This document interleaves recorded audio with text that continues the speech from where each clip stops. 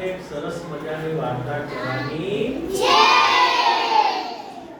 વાઘ હતો. કોણ હતું? વાઘ. અભિમાની વાઘ. એને બહુ અભિમાન હતું. અભિમાન. જગતનો તો હું જ બોસ કહેવાઉં. શું કહેવાઉં? બોસ.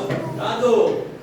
એટલે કોઈ પણ જંગલનું પ્રાણી નીકળે ને, સસલું નીકળ્યું. સસલા, ક્યાં જાય તું? જગતનો તો બોસ, દાદો તો હું જ છું. તું ક્યાં જાય છે? અને પૂછે એમને કંઈ કરવાનું એટલામાં એક શિયાળ નીકળ્યું. એ શિયાળિયા અહીંયા ક્યાં જાય તું? જગતનો દાદો તો હું જ છું. હું કહું એમ જ તારે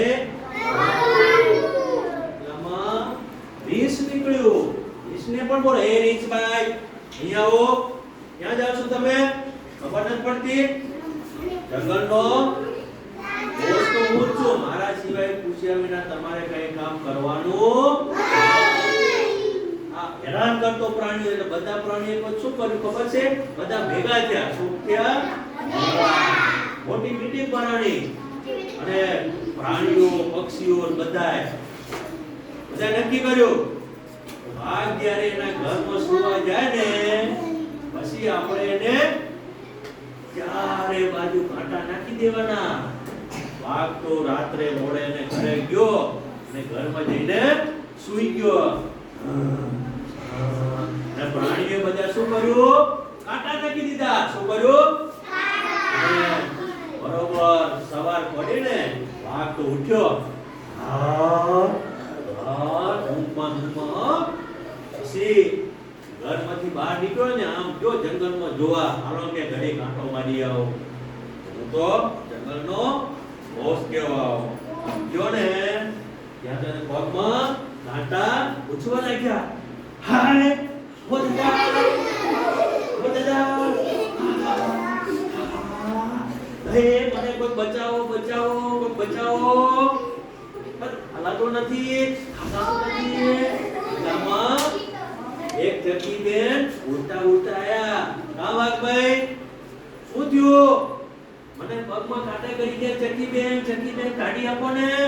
ચકી બેન કે ના ના હું કાઢી આપું. ચકી બેન ઓ દાદા મને બહુ હાલાતું નથી. ચકી બેન બોલા, વાઘભાઈ મારી એક તમારે શરત માનવી પડશે. બોલો બોલો, તમે જે કયો એ કરવા માટે તૈયાર. બેન કીધું તમારે જો જંગલના પ્રાણીઓને હેરાન નહીં કરો તો હું તમારા કાંટા કાઢી આપું. બેન તો ધીમે ધીમે ચાંચ વડે એના પગમાંથી બધા કાંટા કાઢી દીધા. અને વાઘભાઈ તો ખુશ થઈ ગયા. અને તે દિવસથી વાઘભાઈ શું કર્યું ખબર છે? બધા પ્રાણીઓને હેરાન કરતા બંધ થઈ ગયા અને બધા પ્રાણીઓને સાથે હળી મળીને રહેવા લાગ્યા. તો આપણે પણ બધા કોઈ દિવસ અભિમાન કરાય? અભિમાન કરાય? ન કરાય. વાઘને કેવી શિક્ષા કરી બધા પ્રાણીઓએ? તો કોઈ દિવસ આપણે કોઈ દિવસ અભિમાન કરાય?